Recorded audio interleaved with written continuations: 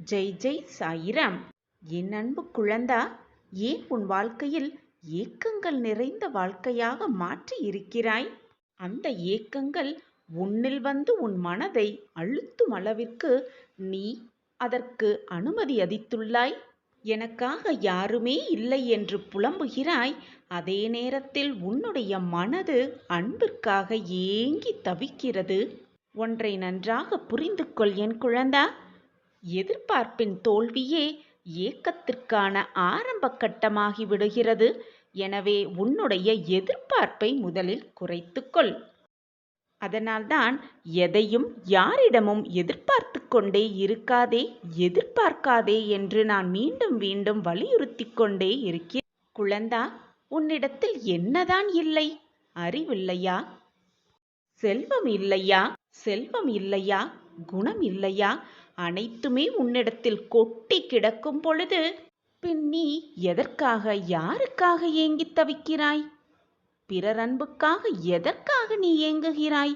என் அன்பு உனக்காகவே எப்பொழுதும் உள்ளது என்று நான் சொல்வதை கூட கேட்காமல் மற்றவர் அன்பிற்காக ஏன் ஏங்கிக் கொண்டே இருக்கிறாய் என் குழந்தையே? நீ அப்படி ஏங்கும் அன்புதான் யாரிடம்?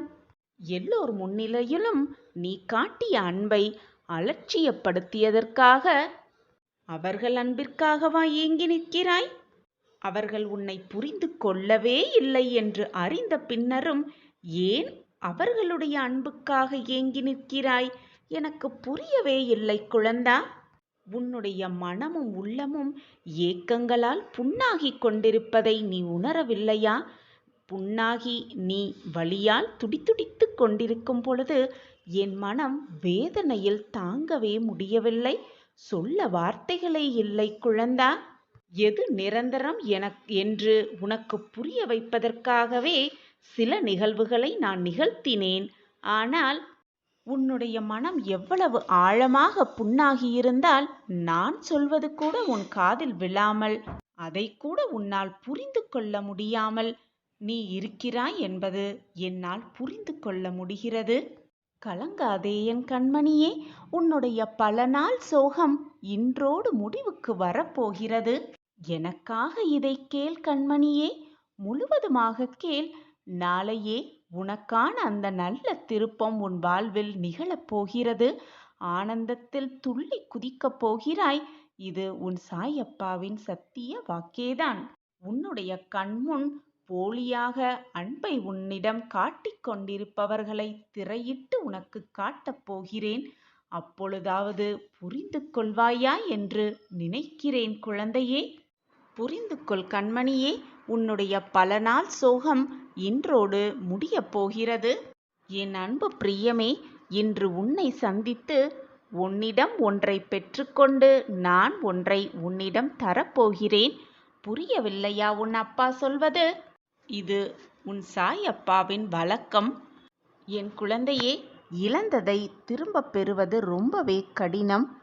சந்தோஷமாக இரு. இழந்ததை நினைத்து நினைத்து வருந்தாதே. இனி வரப்போவதையும் நடக்கப் போவதையும் நினைத்து நினைத்து பயப்படாதே.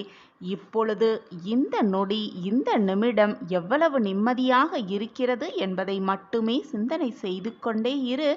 உன் வாழ்க்கையில் நல்ல திருப்பங்களும் நல்ல மாற்றங்களும் நல்ல நிகழ்வுகளும் நிகழ்த்த உன் சாயப்பா இருக்கும் பொழுது உன் மனதை வீணாக எதற்காக குழப்பிக்கொள்கிறாய்?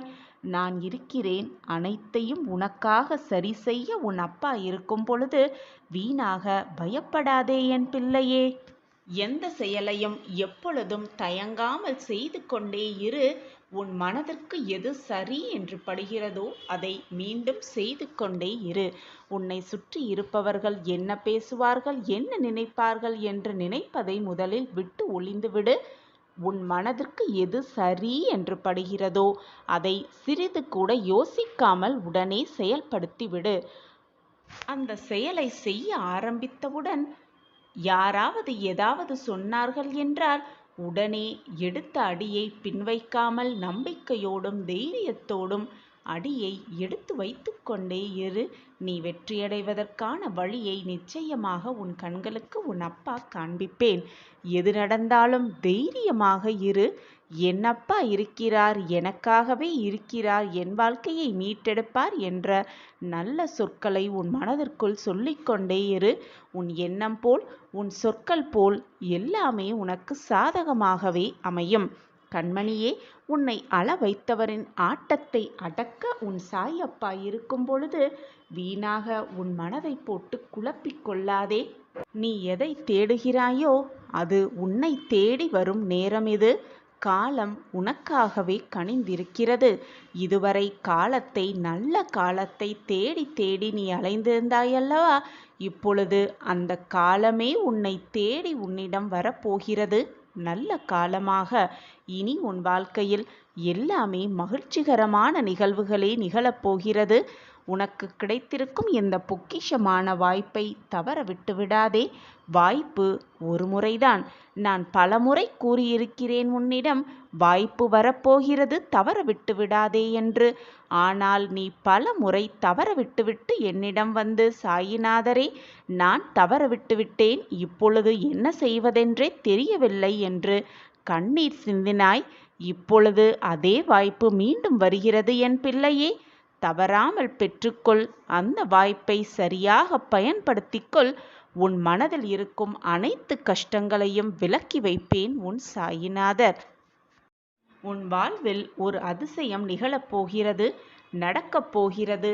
அந்த அற்புதத்தை நடத்த உன் சாயப்பா நானே என் இல்லத்திற்கு வரப்போகிறேன்.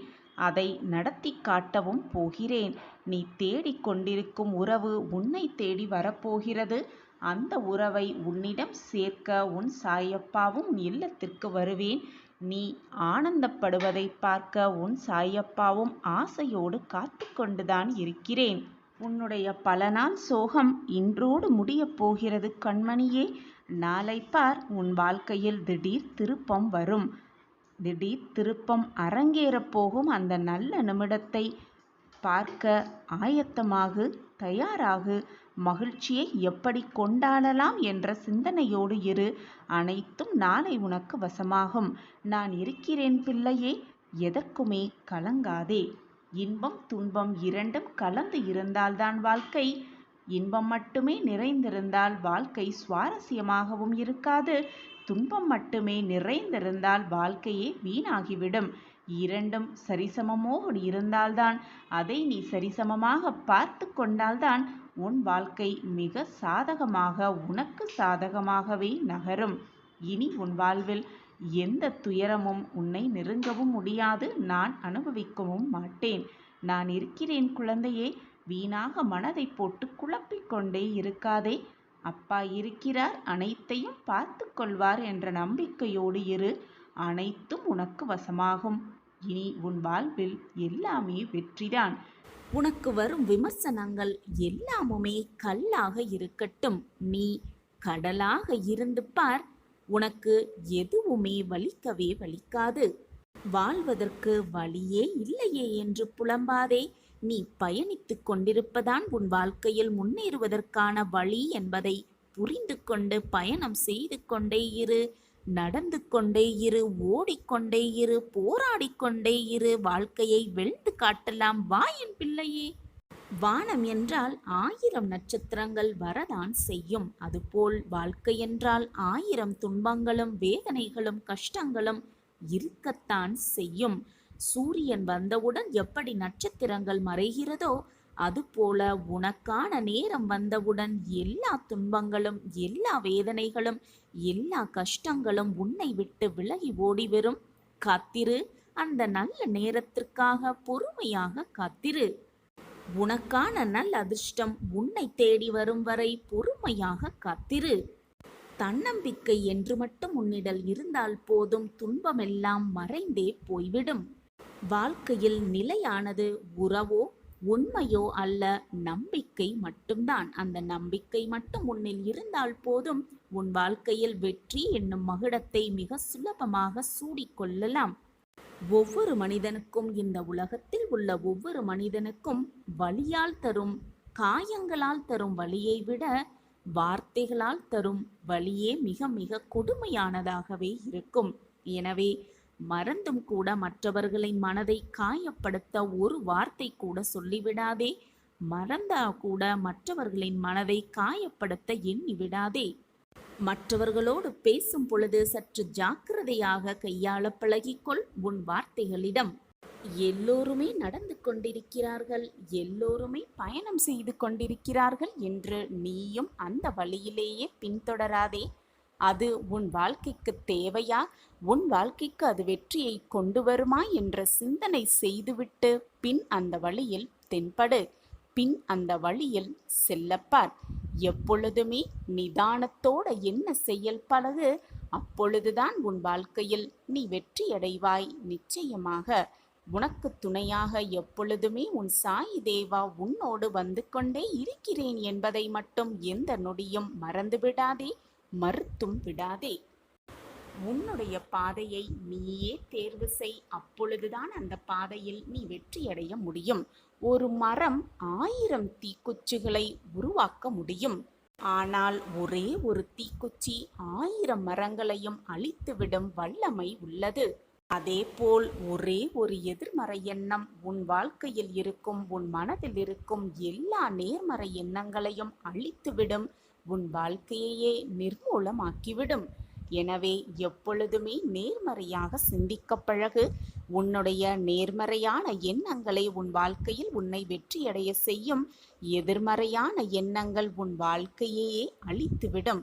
எப்பொழுதுமே நேர்மறையாக சிந்திக்க பழகு. நேர்மறையாக உன்னுடைய சொற்கள், நேர்மறையாக உன்னுடைய எண்ணங்கள், நேர்மறையான உன்னுடைய செயல்களே உன்னை நிச்சயமாக வெற்றி பாதைக்கு அழைத்து செல்லும். அந்த வெற்றி பாதையில் உன்னை வெற்றியடைய வைக்க நான் உனக்கு உறுதுணையாக எல்லா திசைகளிலும் இருந்து உனக்கு அருள் புரிந்து ஆசிர்வாதத்தை அள்ளி அள்ளி கொடுத்து கொண்டே இருப்பேன். உன்னுடைய எண்ணத்தை முதலில் கவனி. நீ நிதானத்தை இழக்கும் பொழுதெல்லாம் உன் மனதில் ஒன்றை தெளிவாக புரிய வைத்துக்கொள். வார்த்தைகள் மிக மிக கூர்மையானது. எப்பொழுதுமே அது நம்மை சிதைக்கக்கூடும் என்பதை நன்றாக மனதில் பதிய வைத்துக்கொள். மௌனமாக இருப்பது எதுவுமே தவறில்லை. உன் மௌனம் மற்றவர்களுக்கு நிம்மதியை தருமாயில் நீ மௌனமாக இருந்துவதே அவர்களுக்கு நீ செய்யும் மிகப்பெரிய பொக்கிஷமாகவே இருக்கும். மௌனமாக இருந்து பார். அது மற்றவர்களுக்கு உதவுமாயின் மௌனமாகவே இருந்து விடுவதுதானே. அதில் என்னதான் குழப்பம் உனக்குள்? எப்பொழுதுமே நம்பிக்கையோடு, தைரியத்தோடு, பக்தியோடு சாய்பாபா மேல் முழு நம்பிக்கையை வைத்துவிட்டு பிரார்த்தனையை செய்து கொண்டே இருக்கலாம். நம் அனைத்து பிரார்த்தனைகளையும் பாபா நிறைவேற்றுவார் என்ற நம்பிக்கையோடு இருக்கலாம். ஷீரடி பாபாவின் நிறைவான ஆசிர்வாதத்தை பெற்றுக்கொள்ளலாமா?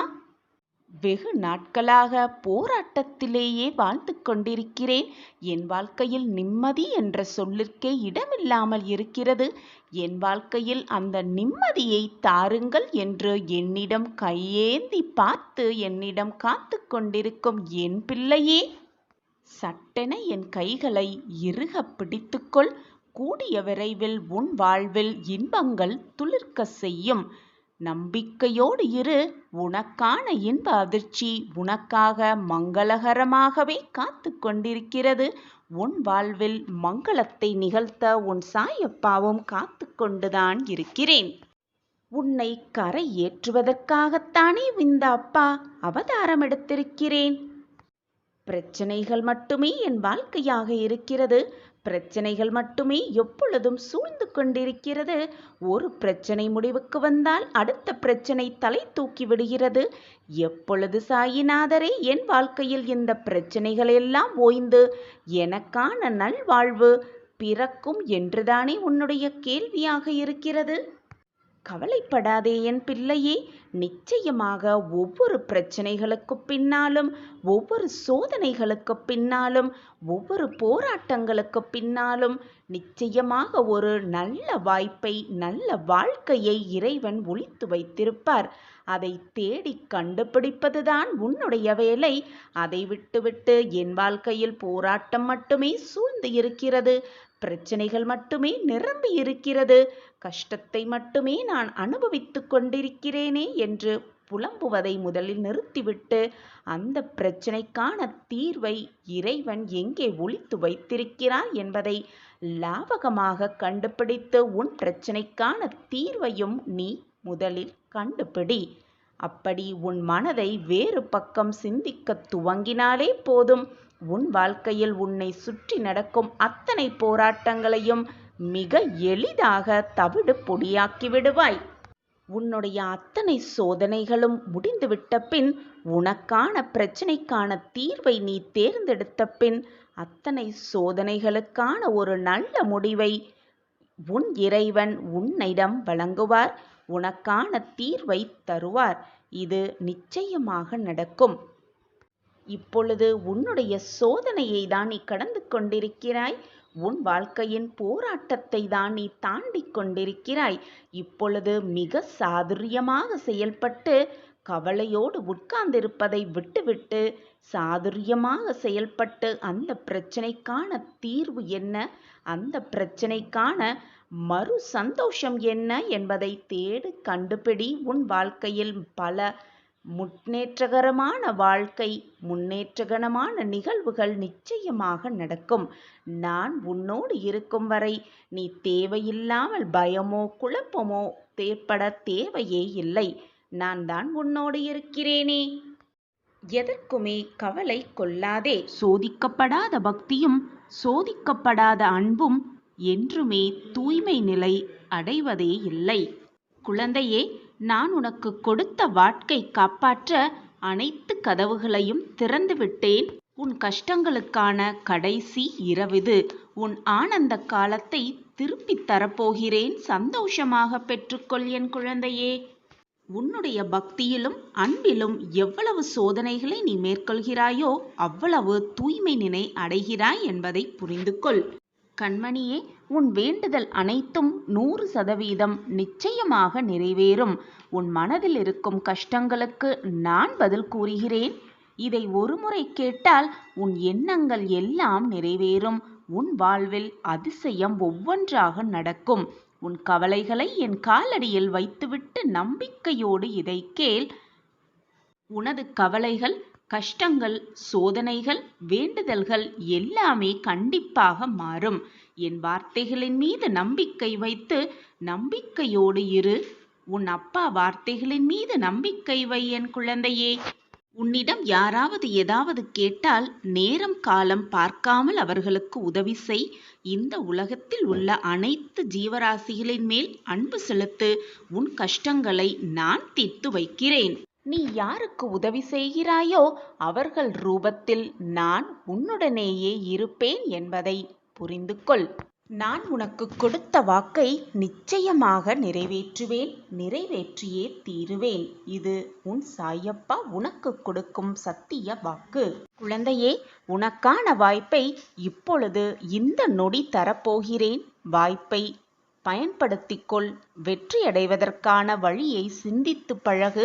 தேவையில்லாத விஷயத்தை உன் மனதில் போட்டு குழப்பிக்கொண்டே இருக்காதே.